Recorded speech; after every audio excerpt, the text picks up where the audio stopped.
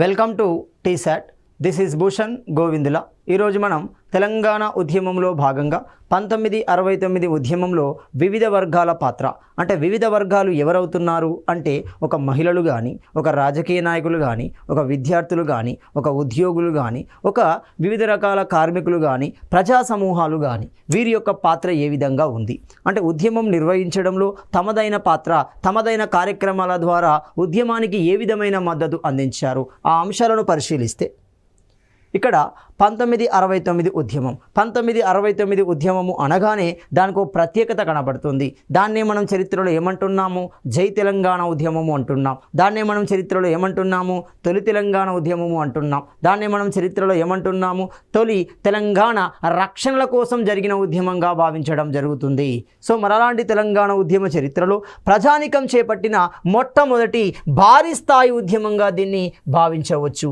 ఎందుకు భారీ స్థాయి ఉద్యమంగా పిలిచాం? అప్పటి వరకు ఉద్యమాలు జరగలేదా? అప్పటి వరకు ఆందోళనలు జరగలేదా? అప్పటి వరకు నిరసన కార్యక్రమాలు నిర్వహించబడలేదా అంటే నిర్వహించబడ్డాయి.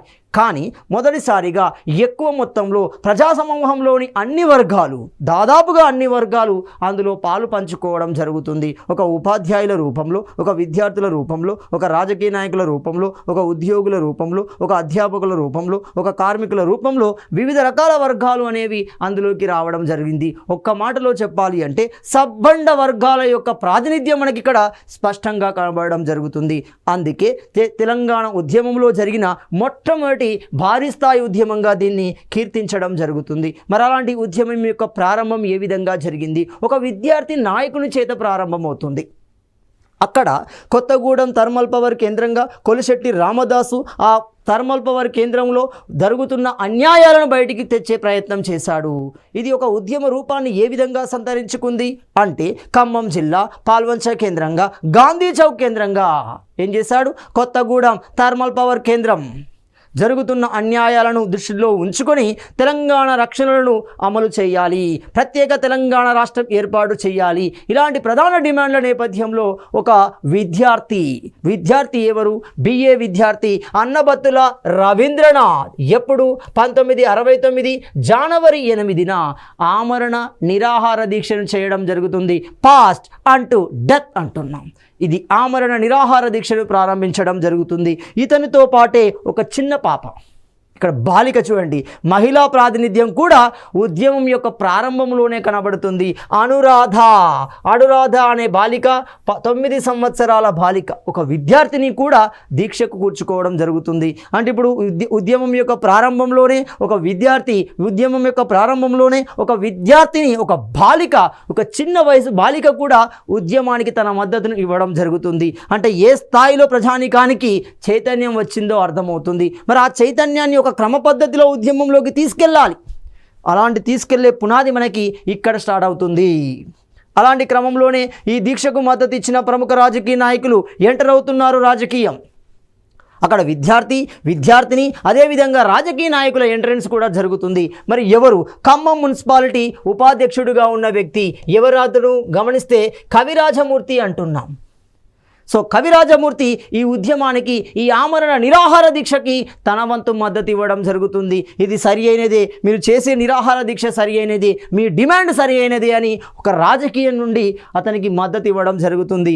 అందుకే చరిత్రకారుల ప్రకారం 1969 ఉద్యమానికి మద్దతు ఇచ్చిన తొలి రాజకీయ ప్రతినిధిగా మనము కవిరాజమూర్తిని భావించడం జరుగుతుంది. అలాంటి క్రమంలోనే పురుషోత్తమరావు అంటున్నాం. మరి ఎవరి పురుషోత్తమరావు? గమనిస్తే వర్ధన్నపేట శాసనసభ సభ్యుడు అవుతున్నాడు. అలాంటి క్రమంలోనే కొలిశెట్టి రామదాసు అంటున్నాం, రామసుధాకర్ రాజు అంటున్నాం. ఇలాంటి ఉద్యోగ సంఘాల నాయకులు, ఇలాంటి ప్రజానాయకులు కూడా ఉద్యమానికి మద్దతు ఇవ్వడం జరుగుతుంది. ముఖ్యంగా కొలిశెట్టి రామదాసు ఏం చేశాడు? కొత్తగూడెం థర్మల్ పవర్ కేంద్రంగా ఉద్యోగాలలో దాదాపు 1400 ఉద్యోగాలలో 1600 ఉద్యోగులు ఆంధ్రాకు సంబంధించిన వ్యక్తులే. ములికి నిబంధనలు ఘోరంగా విఫలమయ్యాయి అనే విషయాన్ని ప్రజానికానికి తెలియజేసే ప్రయత్నం చేశాడు. తెలంగాణ ప్రాంతీయ సమితిని ఏర్పాటు చేసిన వ్యక్తి కొలిశెట్టి రామదాసు అంటున్నాం. ఇలాంటి మద్దతు అనేది క్రమంగా ఉద్యమానికి జరుగుతుంది, ఉద్యమానికి వస్తుంది, తద్వారా ఉద్యమం నిర్మించే క్రమం జరుగుతుంది. ఇలాంటి క్రమంలోనే 1969 జనవరి 10న ఏం జరిగింది? కొత్తగూడెం థర్మల్ పవర్ స్టేషన్లోని నాన్ ముల్కీలను తొలగించాలని డిమాండ్తో శ్రీ పోటు కృష్ణమూర్తి ఆమరణ నిరాహార దీక్షను ప్రారంభించాడు. మరి ఎక్కడ ప్రారంభించాడు? పాల్వంచ కేంద్రంగా ప్రారంభించాడు. ఎందుకు ప్రారంభించాడు? ఈ విషయం గమనించాలి. ఏంటి అది? కొత్తగూడెం థర్మల్ పవర్ స్టేషన్లోని నాన్ ముల్కీలను వెంటనే తొలగించాలి అంటున్నాడు. ప్రభుత్వంపై ప్రధాన డిమాండ్గా ప్రభుత్వానికి అల్టిమేటం వేస్తూ అతడు ఆమరణ నిరాహార దీక్షకి కూర్చోవడం జరుగుతుంది. అక్కడ జనవరి 8నే అన్నబత్తుల రవీంద్రనాథ్ కూర్చున్నాడు. ఇక్కడ కన్ఫ్యూజ్ కావద్దు. అన్నబత్తుల రవీంద్రనాథ్, అనంతుల మదన్ మోహన్, ఈ పదాల్లో బాగా తేడా గుర్తించండి. సో BA విద్యార్థి, ఉస్మానియా యూనివర్సిటీకి సంబంధించిన వ్యక్తి అన్నబత్తుల రవీంద్రనాథ్. తెలంగాణ పీపుల్ కన్వెన్షన్ ఏర్పాటు చేసిన వ్యక్తి Ananthula Madan Mohan. He was a famous lawyer. సిద్దిపేటకు సంబంధించిన ఒక లాయర్, న్యాయమూర్తి అవుతున్నాడు. సో 1969 జనవరి 12న ఉస్మానియా యూనివర్సిటీ విద్యార్థి సంఘం అధ్యక్షులు ఎవరు? వెంకట్రామిరెడ్డి అధ్యక్షతన అన్ని కాలేజీల విద్యార్థుల సర్వసభ్య సమావేశం నిర్వహించబడింది. విద్యార్థుల సర్వసభ్య సమావేశం ఎందుకు నిర్వహించబడింది? అక్కడ ఒక విద్యార్థి ఉద్యమాన్ని, నిరాహార దీక్షను ప్రారంభించాడు.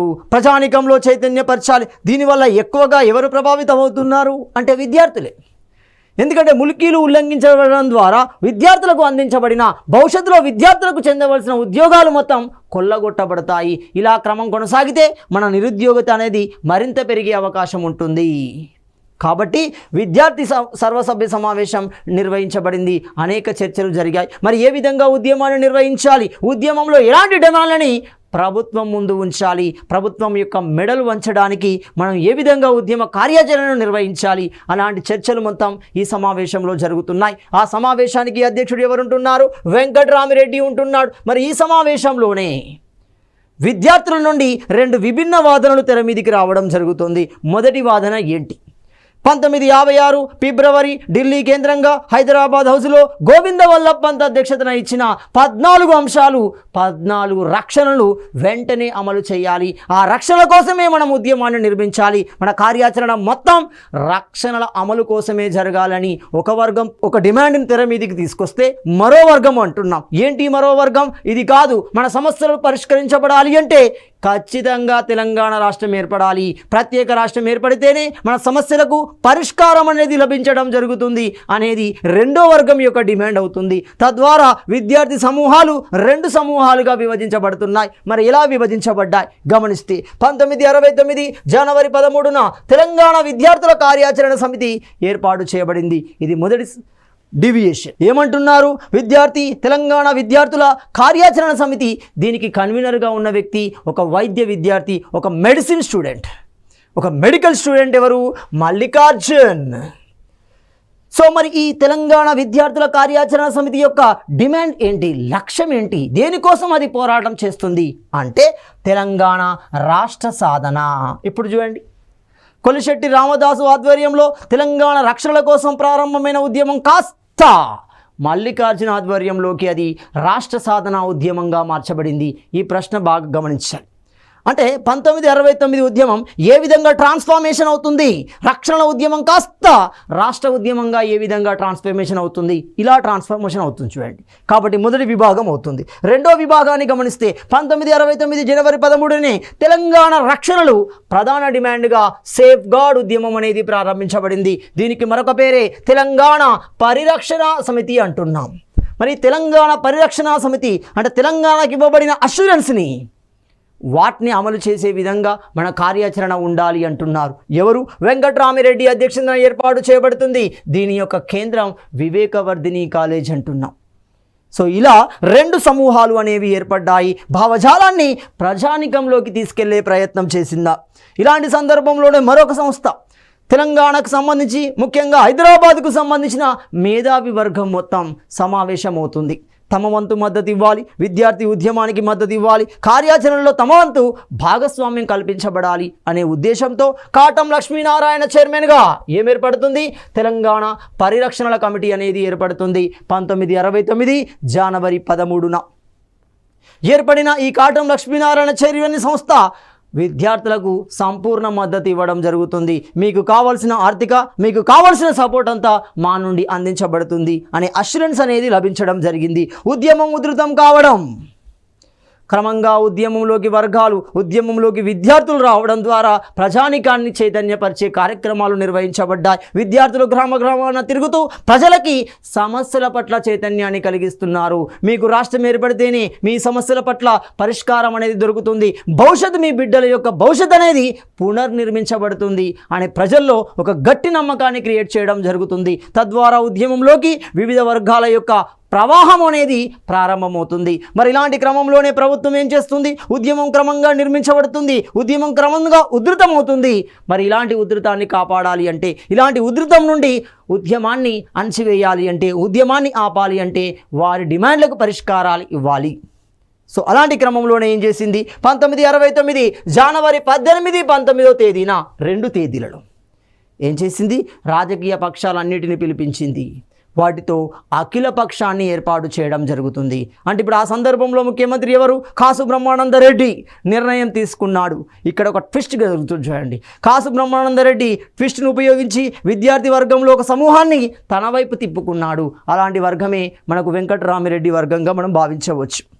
ఎవరైతే రక్షణల కోసం పోరాడుతున్నారో ఎక్కువగా వాళ్ళు అంతర్గతంగా వాళ్ళ ప్రభుత్వానికి మద్దతుదారులనే మన విషయాన్ని గమనించవచ్చు. ఇక్కడ గమనిస్తే అదేవిధంగా అఖిలపక్ష సమావేశాన్ని నిర్వహించి సమస్యలపై చర్చించడం జరుగుతుంది. ప్రజలకు అష్యూరెన్స్ ఇచ్చే ప్రయత్నం చేయడం జరుగుతుంది. సో 1969 జనవరి 19న కాసు బ్రహ్మానందరెడ్డి అఖిలపక్ష సమావేశంలో 2 సమస్యలను చర్చించాడు. ఏంటి ఆ 2 సమస్యలు?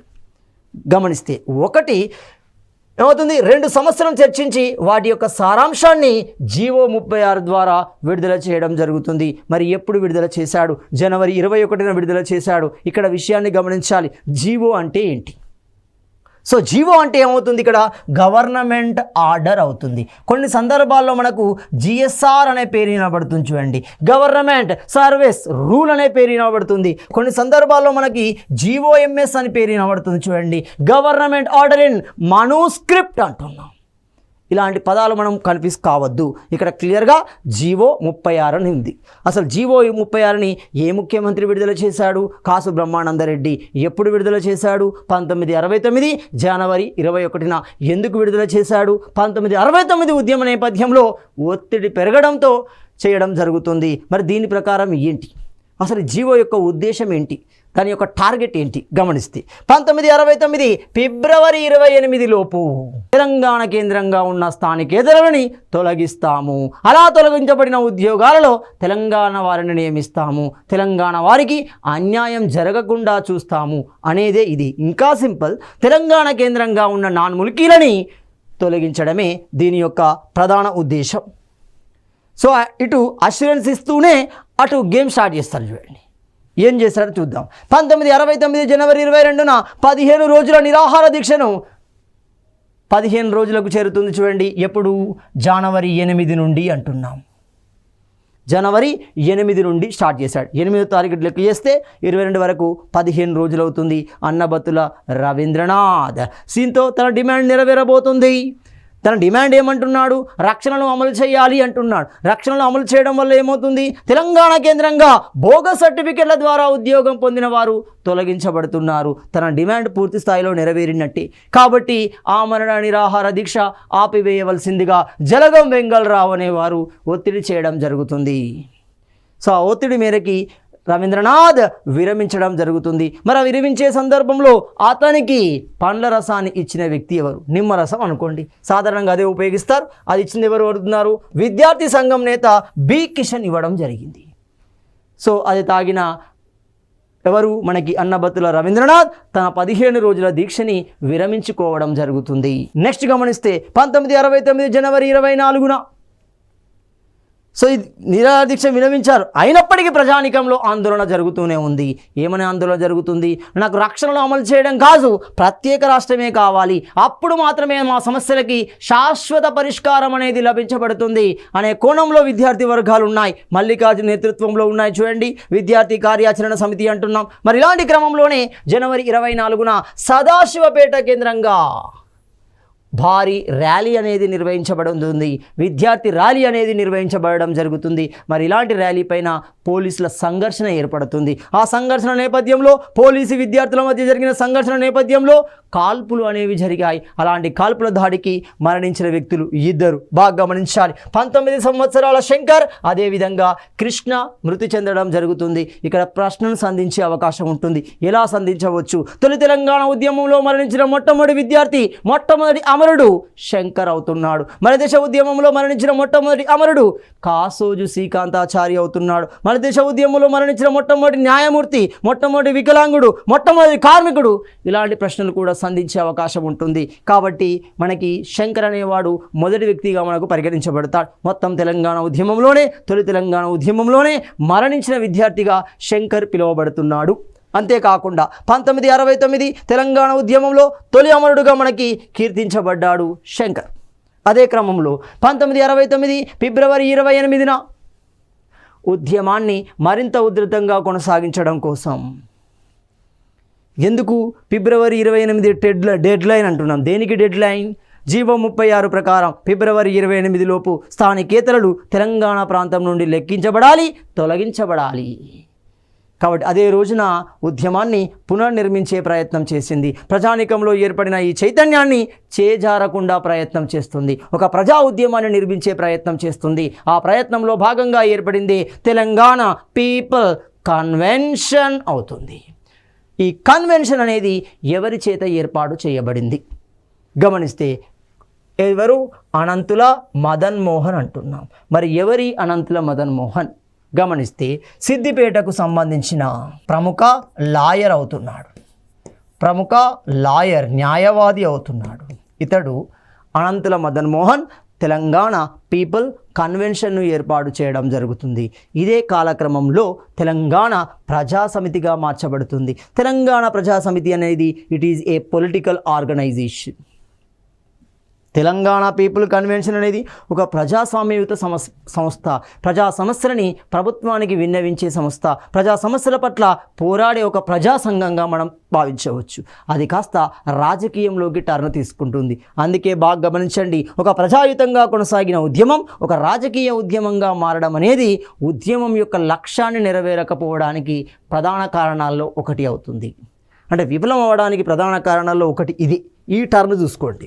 నెక్స్ట్ కనుక గమనిస్తే 1969 మార్చి 8వ 9వ తేదీన రెడ్డి హాస్టల్ సమావేశాన్ని నిర్వహించడం జరుగుతుంది. మరి ఈ రెడ్డి హాస్టల్ సమావేశానికి అధ్యక్షత ఎవరు వహించారు? గమనిస్తే శ్రీమతి సిఎన్ సదాలక్ష్మి అంటున్నాం. సో ఇక్కడ క్లియర్గా గమనిస్తే సదాలక్ష్మి చాలా ఇంపార్టెంట్. ఈమె 1969 ఉద్యమంలో క్రియాశీలక పాత్ర పోషించిన మహిళా వర్గాలలో మొదటి వర్గానికి సంబంధించింది.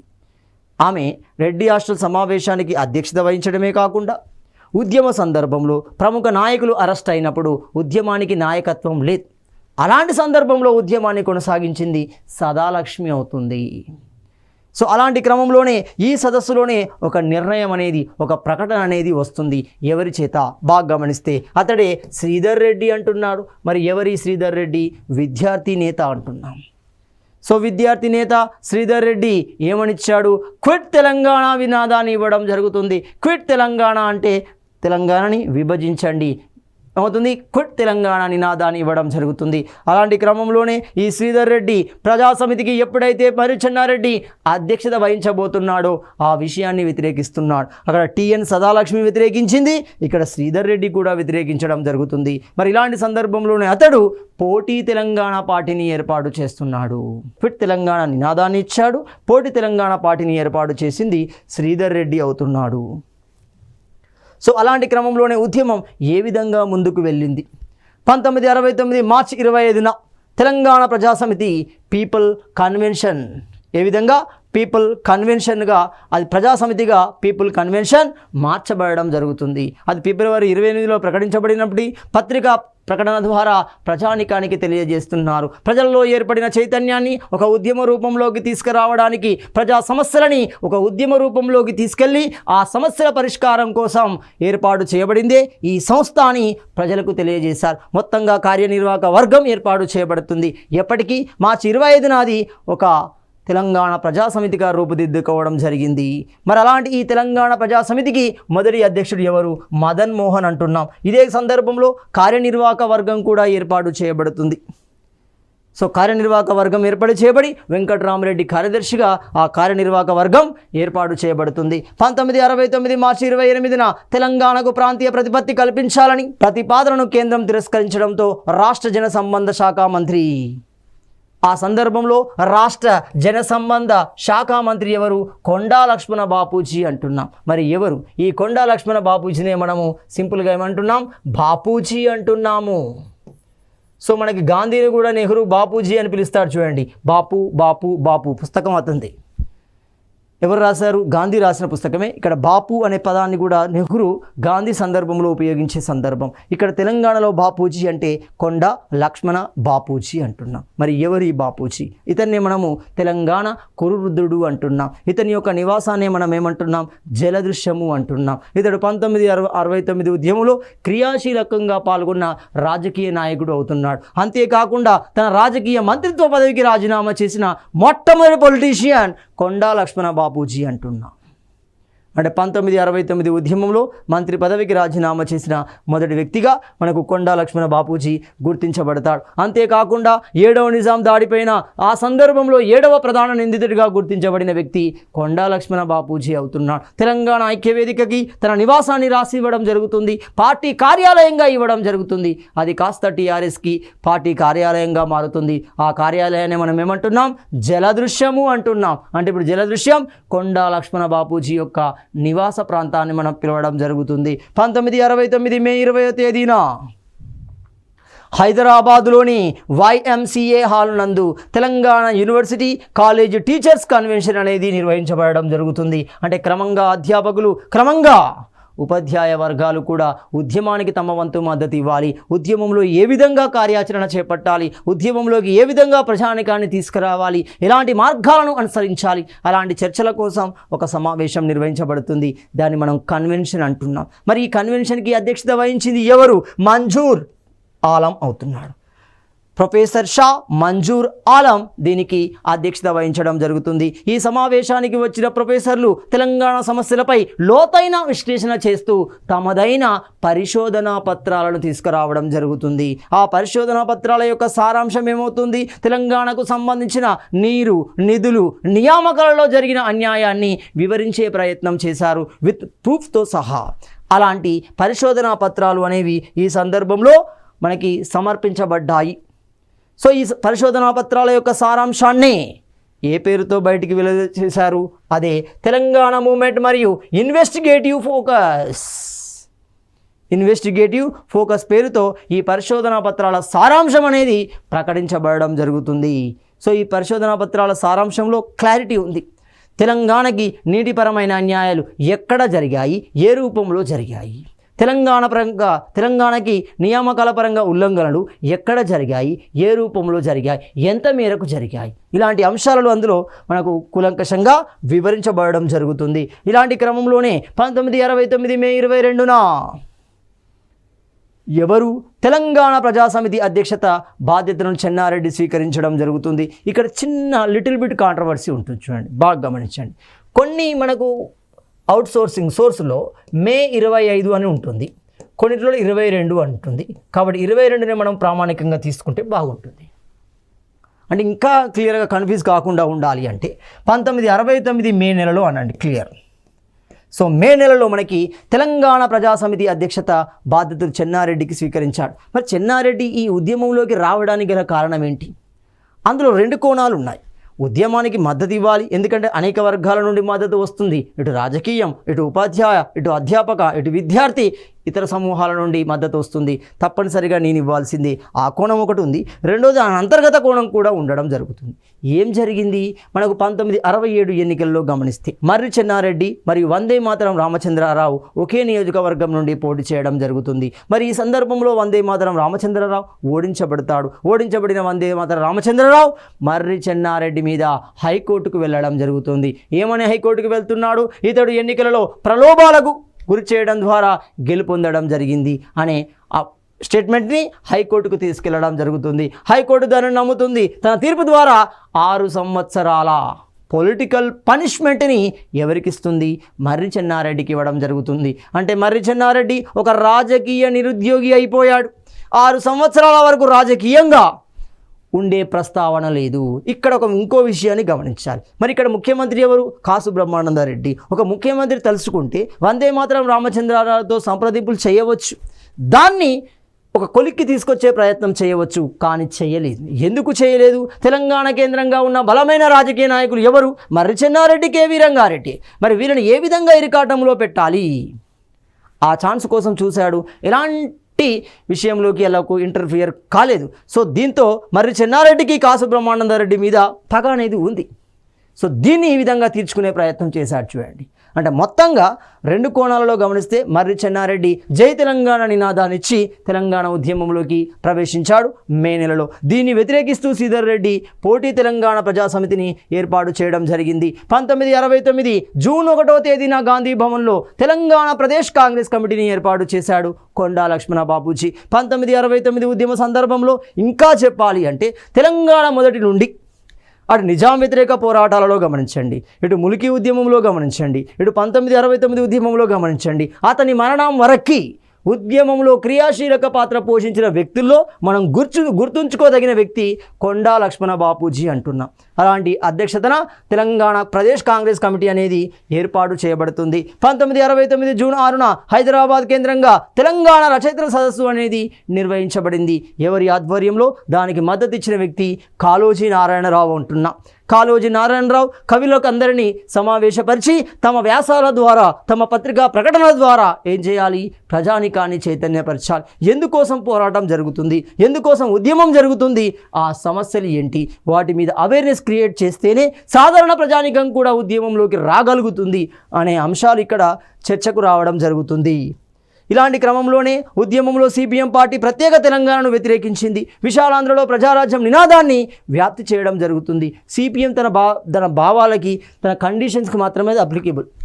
కాబట్టి ఆ పార్టీ ఎందుకు ఏర్పడింది, ఆ పార్టీ యొక్క ప్రధాన లక్ష్యం ఏంటి, దానికి మాత్రమే కట్టుబడి ఉంది. విశాలాంధ్రలో ప్రజారాజ్యం నినాదాన్నే అది వ్యాప్తి చేయడం జరుగుతుంది. ఇలాంటి క్రమంలో సిపిఐ పార్టీ సమైక్య రాష్ట్రానికి కట్టుబడి ఉండడం జరుగుతుంది. జనసంఘ్ పార్టీ తెలంగాణ రాష్ట్ర ఏర్పాటును మద్దతు ఇవ్వడం జరుగుతుంది. స్వతంత్ర పార్టీ ప్రత్యేక తెలంగాణకి సంపూర్ణ మద్దతు ఇవ్వడం జరిగింది.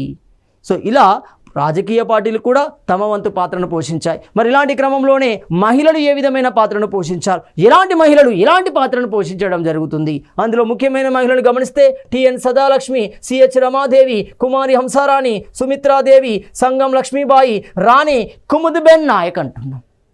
అంతేకాకుండా మసుమా బేగం వంటి అనేక మంది మహిళామణులు కూడా ఉద్యమంలో తమ వంతు పాత్రను పోషించారు. తమ పరిధిలో మేరకి ఉద్యమానికి మద్దతు ఇవ్వడం జరుగుతుంది. అలాంటి మద్దతులో గమనిస్తే 1969 మేలో దేవకి అధ్యక్షతన హనుమకొండ కేంద్రంగా మహిళా సదస్సు అనేది నిర్వహించబడింది. క్రమంగా మహిళా లోకంలో కూడా చైతన్యం వచ్చింది. మహిళా వర్గాలు ఉద్యమ బాట పట్టడం జరుగుతుంది. వరంగల్ కేంద్రంగా ఉద్యమానికి నాయకత్వం వహించిన మరో మహిళ కనకరత్నమ్మ. ఎవరి కనకరత్నమ్మ? ఎమ్మెల్సీ పదవిలో ఉంది. సో ఎమ్మెల్సీ కనకరత్న కూడా తన వంతు మద్దతును అందించడం జరుగుతుంది. నా జైలు జ్ఞాపకాలు, అనుభవాలు ఈ గ్రంథం అనగానే మనకి సంగం లక్ష్మీబాయిగా పిలువబడుతుంది. తెలంగాణ ఝాన్సీ లక్ష్మిగా పిలువబడే సంగం లక్ష్మీబాయి ఉద్యమంలో తన ఎంపీ పదవికి రాజీనామా చేయడానికి సిద్ధపడడం జరుగుతుంది రాష్ట్ర ఏర్పాటు కోసం. ఇలాంటి క్రమంలోనే భారతదేశంలో మంత్రి పదవి చేపట్టిన మొట్టమొదటి ముస్లిం మసుమా బేగం అంటున్నాం. ఈమె ఉద్యమానికి ప్రతి సందర్భంలో మద్దతు తెలపడం జరుగుతుంది. టిఎన్ సదాలక్ష్మి తెలంగాణ ప్రజాసమితి అధ్యక్షత వహించింది. ఎక్కడ? రెడ్డి హాస్టల్ సమావేశానికి. అంతేకాకుండా ఉద్యమ సందర్భంలో నాయకులు అరెస్ట్ అయిన సందర్భంలో ఉద్యమానికి నాయకత్వం వహించడం జరుగుతుంది. మొత్తంగా 1969 ఉద్యమం వలన 369 మంది విద్యార్థి లోకం మరణించడం జరుగుతుంది. వారి జ్ఞాపకార్థం నిర్మించబడింది అమరవీరుల స్తూపం అవుతుంది. మరి అలాంటి అమరవీరుల స్తూపాన్ని చెక్కించింది ఎవరు అంటే ఎక్కా యాదగిరి అంటున్నాం. మరి ఇలాంటి అమరవీరుల స్తూపం ఎప్పుడు పూర్తి చేయబడింది? 1969లో ప్రారంభమైన స్తూపం 1975 నాటికి పూర్తి చేయబడడం జరుగుతుంది. దీని యొక్క రూపాన్ని కనుక గమనిస్తే, దీని యొక్క ప్రారంభాన్ని కనుక గమనిస్తే ఇక్కడ గమనించాలి. సికింద్రాబాద్లోని క్లాక్ టవర్ ప్రాంతంలో 1970 ఫిబ్రవరి 25న నగర డిప్యూటీ మేయర్ అంటున్నాం. అంటే సికింద్రాబాద్లో ఉన్న అమరవీరుల స్తూపాన్ని ఎం రామచంద్రయ్య శంకుస్థాపన చేశాడు. గన్ పార్క్ కేంద్రంగా ఉన్న స్తూపాన్ని లక్ష్మీనారాయణ, ఎవరి లక్ష్మీనారాయణ?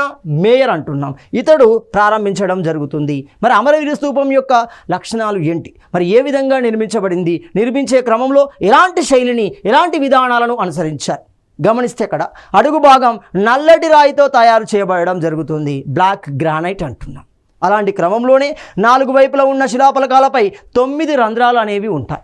మరి ఈ 9 రంధ్రాలు దేన్ని ఇండికేట్ చేస్తున్నాయి అంటే ఆనాటి తెలంగాణ ప్రాంతానికి సంబంధించిన 9 జిల్లాలను చూపించడం జరుగుతుంది. మరి ఇలాంటి క్రమంలోనే అడుగు భాగం పైన నిర్మించబడిన స్తూపం ఎరుపు రంగును కలిగి ఉంటుంది. మరి ఎరుపు రంగు దేనికి సంబంధించింది అంటే త్యాగానికి చిహ్నంగా కనబడుతుంది. స్తూపం పై భాగంలో అశోక చక్రం అనేది ఉంటుంది. అశోక చక్రం అనగానే మనకి సారనాథ్ కనబడుతుంది. ఎప్పుడైతే బుద్ధుడిగా మారాడో, గౌతముడు ఏ విధంగా బుద్ధునిగా మారాడో, అసలు గౌతముడు సిద్ధార్థుడు అంటాం చూడండి. సో సిద్ధార్థుడు బుద్ధునిగా జ్ఞానోదయాన్ని ఎప్పుడైతే పొందాడో, ఆ జ్ఞానోదయం ద్వారా పొందిన సమాచారాన్ని తన తోటి 5 స్నేహితులకి అందించబడిన ప్రదేశమే సారనాథ్ అవుతుంది. అలాంటి సారనాథ్ నుండి తీసుకోబడిందే ఈ అశోక చక్రం అంటున్నాం. అదే క్రమంలో స్తూపం మధ్య భాగంలో గమనిస్తే మకర తోరణం అనేది ఉండడం జరుగుతుంది. స్తూపం శీర్ష భాగంలో గమనిస్తే 9 తెల్లరాతి పుష్పాలు అంటున్నాం. ఇవి దేనికి సంబంధించినవి? మల్లెపూలకు సంబంధించినవి. ఇవి శాంతికి, త్యాగానికి చిహ్నంగా చెక్కబడడం జరుగుతుంది. ఇలా అమరవీరుల స్తూపము అనేది 1969 ఉద్యమంలో మరణించిన వారి జ్ఞాపకార్థం నిర్మించబడడం జరిగింది. ఇలా 1969 ఉద్యమంలో వివిధ వర్గాలు తమ చేతనైన స్థాయిలో, తమ పరిధిలో ఉన్న స్థాయిలో ఉద్యమానికి మద్దతు తీసుకొచ్చాయి. ప్రజా చైతన్యాన్ని నింపడంలో క్రియాశీలక పాత్ర పోషించడం జరిగింది. తదుపరి అంశాన్ని మనము తదుపరి వీడియోలో చర్చించుకుందాం.